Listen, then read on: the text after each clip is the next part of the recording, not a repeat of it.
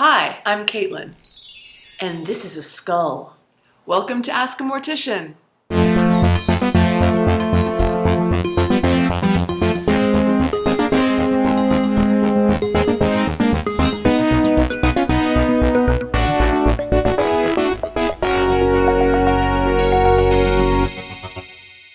This is episode 1 of Ask a Mortician. The premise is really self-explanatory. You ask a question about death, dying, decomposition, mourning, funeral customs, etc., and I will answer it. I've been in the funeral industry for almost 4 years. I am a licensed mortician working in California.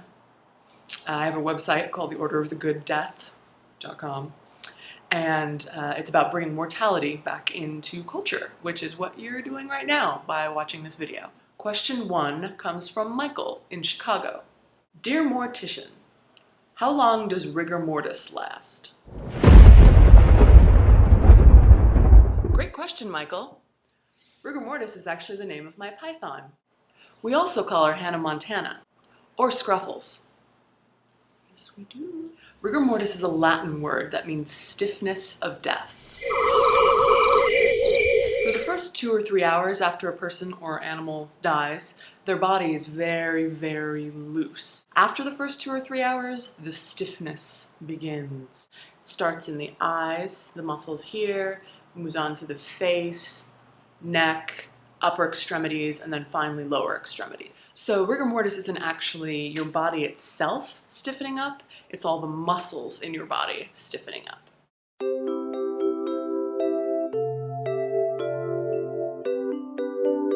I tried to find a really good picture online of someone in a state of rigor mortis, but all I could find in image search was the metal band rigor mortis and this grandmother planking. Sorry. As to your actual question, Michael, which is how long does rigor mortis last in a corpse? It's approximately 36 to 72 hours that it actually lasts, so about 2 to 3 days. Just a little mortician's commentary on rigor mortis. It's really not messing around. It's not, when we say the body is stiff, it's not like, oh, it's just a little harder to move than usual. It's like,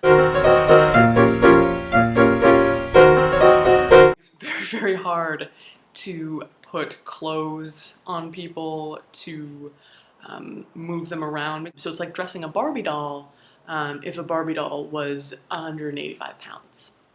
After the approximate 2 days of rigor mortis, your muscles become loose once again, which is known as secondary flaccidity, which is kind of a naughty word, which just means that your muscles have essentially decayed enough or decomposed enough to the point where they're not super contracted anymore and the body and all the limbs are loose. But again, rigor mortis, or stiffness of death, starts about 2 hours after death and lasts about 2 days. Question 2 comes from Andrew in Seattle, who asks, do you sever the hamstring of a person before cremating bodies so they don't sit bolt upright during cremation? What? My background is in cremation. That's how I originally started in the industry. I was a crematory operator.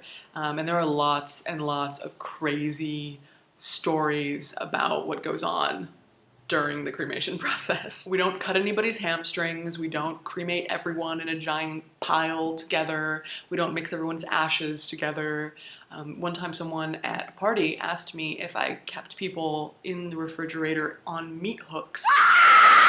No, we don't do that. The single only operation type thing that we do before cremation is if the person had a pacemaker, which is a thing to help your heart keep regular if you're older or if you have heart problems.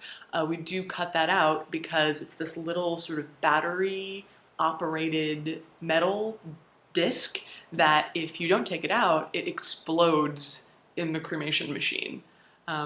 And so if I was there with my little mask on and I'm coming in to move some bones around while the cremation is taking place, I could get my face blown off. So we do take those out, but that's the only thing that we do that's not natural with the body before we put it in to be cremated. Sorry to disappoint you, Andrew. So that's episode 1 of Ask a Mortician. If you need anything else answered, maybe I'll do this again if people like it. You can answer in the comments or ask from my website.